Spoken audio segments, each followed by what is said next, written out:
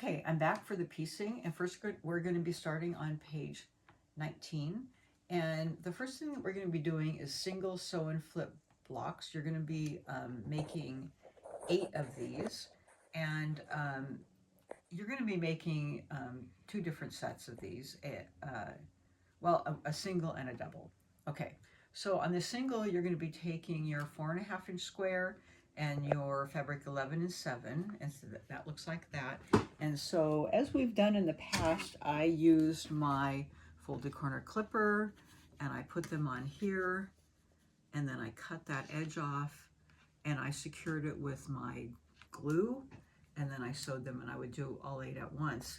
And if you don't remember that, you can go, I think even last month we did that the same. When I press them open to make sure they're square, I put them on my wool mat in the corner and then pressed it back open to make sure that it was stayed square. So you're going to make 8 of these, and then you're also going to make 8 double sew and flips, which has the fabric 7 and then fabric 11-inch 11's 2.5-inch squares. Okay, so you're going to make 4 of these double sew and flips. Okay, so once you do that, then you're also going to do your center sashing units, 24 of these, and that will be the 2.5 by 12.5-inch fabric 7 and 11 links, and you'll sew those together, and they should measure 4.5 by 12.5, and press and set those 12 aside for the reverse side on page 20.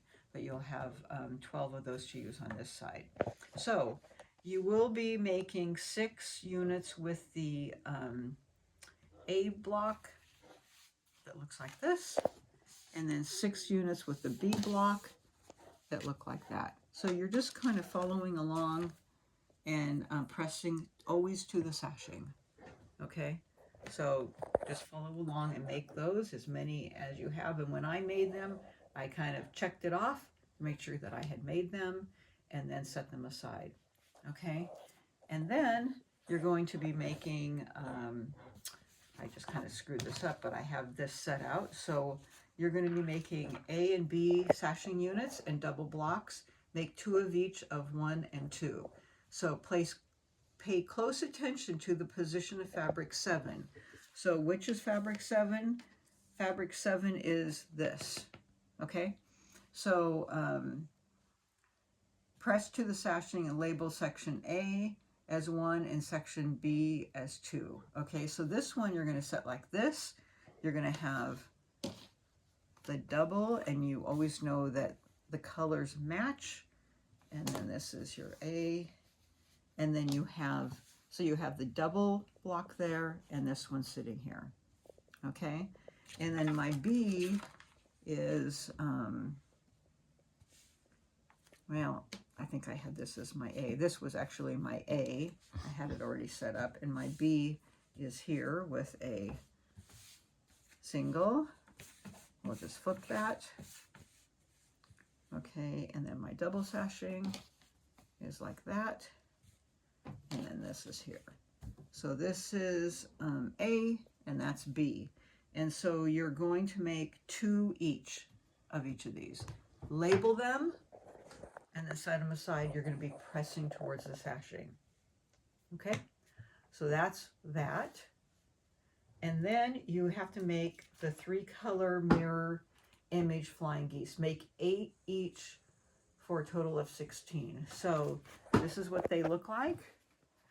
So you gather up your fabric 11, and then the 2 sides you're going to make 8 that look like this, and 8 that look opposite, 8 of each. And we've done this before. They're traditional, so I'm not going to go over how to make them because I've done it several times. And then you're going to cut them down to 2.5 by 4.5. Okay, so there's our flying geese, and then you're going to make half square triangles, which I have them up in the corner, and that's going to be using fabric 7 and 11, and you need to have 4 of those right here, and they're going to square up to 2.5 inches. Okay, so we have all that made. Now we're going to turn it over to page 20, And you're going to be using all of your A and B geese and the remaining 8 lengths of fabric 11, okay, and make 8 geese units as shown. So you're going to have your unit A here, and the geese are always flying upwards. So here's this and this, and you know that is correct because the colors match together. So you're going to make 8 that look like this, and you always press towards the strip. Okay, make 8 that look like that. Set it aside. Okay, and now we're going to make our long outside strips. So this is the piece here that's my quilt on the bottom. Here, let me put this up. So this is the outside strip that goes along the outside here. And you may not have noticed it, but it's these long strips with flying geese. They kind of blend in, but it's all along that, like it's an outside border, and it's along the top and the sides. And if you're looking at the picture of the quilt, you can also see it kind of along here. It's not as easy to see, but it's that little border, the first inside border. So they're going to have you make, of course, 2 of the shorter ones and 2 of the longer ones. So I have it sort of not as long as it should be, but this is an idea of what it looks like. You have your strip, a flying geese, your dark strip, and then a flying geese, etc. That's how it goes. And then on your longer strip, you're going to have a triangle, okay? And that's on the ends here. So you're going to have a triangle, and that's why you made the triangles, okay? And that's on each end. Once you had another one on each end of the set, and you can see that along here. So 2 of short, so you'll have 1, 2, 3, 4, 5 of the 12.5-inch strips. Although, pay attention, because you have a 12.5-inch, a 16.5-inch, a 16.5, a 16.5-inch, and a 12.5-inch. Pay attention to that, okay? And then here you have, I believe, a 12.5, 16.5, 16.5, 16.5, and a 12.5-inch. So make sure you're paying attention to the size of your strips, okay? Otherwise, it's not going to be the correct size. So pay attention to what it says here. Only the ends are 12.5-inch, and the middle ones are 16.5-inch. Okay? So once you finish that, you shouldn't have any strips left. They should all be gone. You'll have all your sashing made and all your strips. And now you're going to retrieve all of your blocks that you've made all year long, except for page 11, because that's the outside corner blocks that are in your border, which are these. And you'll use those obviously at the very end. So you're going to hopefully have marked your blocks with the name, and they're going to tell you which page and the name and how to start putting them together. And if you followed along when they told you to name, like 1 and 2, here's 1 and 2, that's the top, and here's the bottom. And when I pieced these, after I pieced these together, I wrote the word top on them, because it's very hard to tell which is which when you start piecing them together. To me, they kind of started looking the same. So I wrote top and made sure my sashing was on the bottom, and then I wrote bottom and laid them out. And then you have the left side and you have the right side, okay? Because you only have 3 blocks on each side, because then you have this big middle that you pieced together a long time ago. So all you're doing is adding the outside blocks because you already had the center pieced. Okay, so then we're going to go to page 21, and oh, I'm sorry. Yeah, 21. Here we are. And then it's going to tell you retrieve all the components from page 20 and the quilt center from page 13. and pin the centers together, and it's going to show you the intersections here. So also, I wanted to also bring up, follow the you know, arrows here, but I'm always pressing to the sashing all the time, and it tells you to press to the sashing. Okay, so it's telling you the order to put them in, which is nice, how you put them together, and then how you put the rows together. So now when you get here, they're telling you to, you know, pin the left side, and then where you make the connections, like this is where the match is here, this is where the match is here, there's a match here, there's a match here. Pay attention to those circles. I found them very helpful. So first you're going to put this side on, you're going to put this side on, once you get those, and match those intersections, okay? That's the intersections that they're talking about, which is right here and right here. Okay, make sure that those match. And then once you have those, you're going to put your top and bottoms together.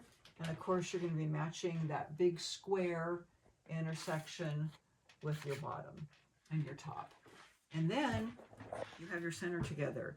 And once I had those together, so once I made my rows, I did a really good press before, you know, once I could handle it. I did a really good press with my spray starch on all of these small pieces. And then once I had this together, I gave the whole thing a really good press again. I am really into pressing to make sure everything is sitting flat. I flip it over to make sure my seams aren't going this way and that they're all sitting really flat and I haven't pressed a crease into anything, and that they're just sitting the way they're supposed to be, because that means that when I get those borders, they're all going to match the correct side. Okay, so now we're on to page 22.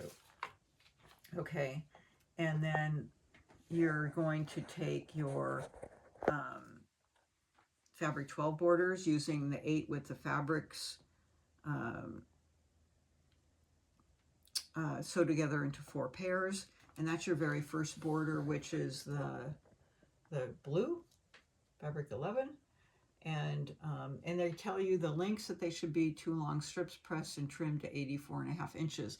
So how do you get 84.5 inches?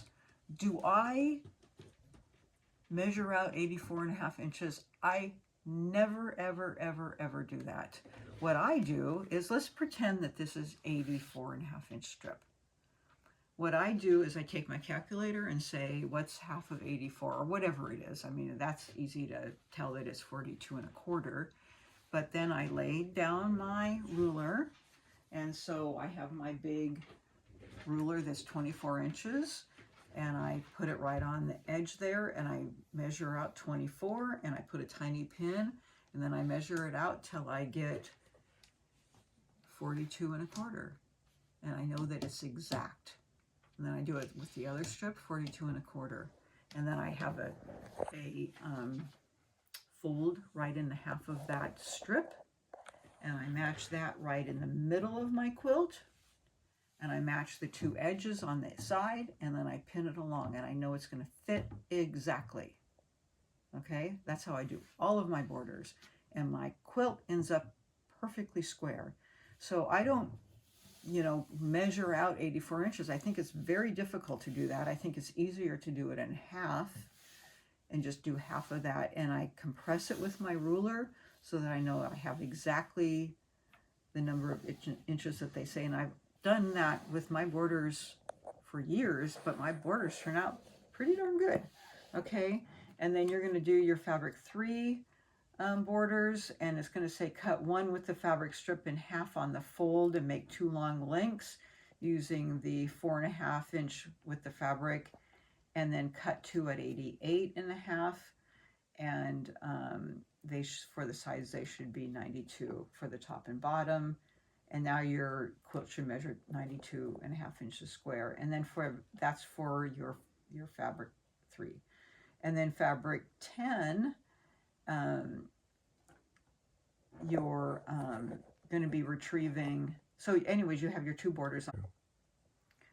Okay, I'm kind of jumping onto the fabric 10 borders. If you go through the other two borders. It really tells you a little bit more detail of adding on extra fabric to the length, like when you do the tops and sides, and you can read that in detail.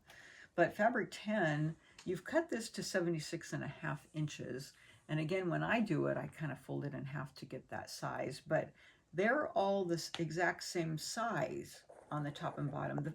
The quilt is square, but you're also adding your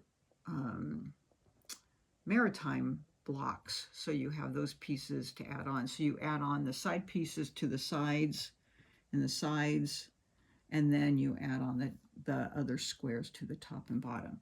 Now, as you know, I didn't do that. I did the other two inner borders, and then this is where I stopped and added a different color on the outside, my blue, which some people are doing, or they're adding something else different, whatever you choose to add. You can, some of you are adding the outside block and some of you are making a smaller border.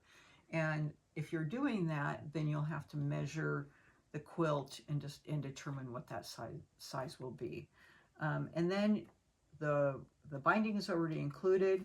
You'll be cutting your binding whatever width you choose after it's quilted, and then be adding your binding. And then you're done. Voila. So I want to say from both Jerry and I that we really hope that you enjoyed making the quilt. I really hope that you practiced your skills, which is actually part of this, and we hope that you get that from this video and from me, and that you enjoyed it, because it should be a lot of fun. And then in the end, you get a quilt that you love and cherish and think is beautiful, and if it's for you, or sometimes you're giving away as a gift, but in the end is something that you really, really loved and it turned out great. That's our goal. So thank you so, so much from the bottom of our hearts for joining us this year, and we value and appreciate you, and hopefully we'll see you again. Thanks so much.